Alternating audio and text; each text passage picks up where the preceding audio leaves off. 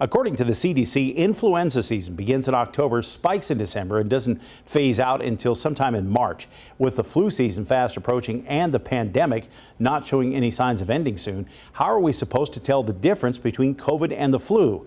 MTN News spoke with Montana medical experts to break down the two viruses and what we need to know heading into October.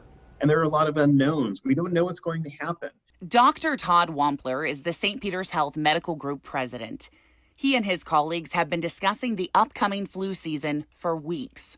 They have identified several elements to help them navigate both viruses. Since both viruses are spread the same way, we assume that the same things we do to help prevent COVID spread are going to help prevent flu spread. Which means wearing masks, washing our hands often, and keeping a safe distance from others. Those are all things we can do to avoid both COVID and the flu. But if you do get sick, Dr. Wampler says there is one symptom you should keep an eye out for. The one symptom that seems to be unique to COVID is the loss of a sense of taste or smell.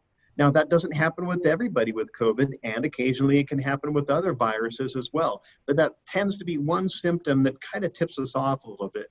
And what about the recovery timeline if you get either COVID or the flu? The flu can definitely be a week-long illness for sure, and it tends to be a lot worse than the common cold, which will only last a few days. And definitely COVID symptoms do last a little bit longer. There is one other significant difference between the two viruses. There is treatment for influenza that we can give people as an outpatient. There are treatments for COVID that we will give people if they're ill enough to be in the hospital, but nothing that we can do for people if they're not sick enough to need to be in the hospital. Dr. Wampler says the best way to prepare for flu season is to get a flu shot.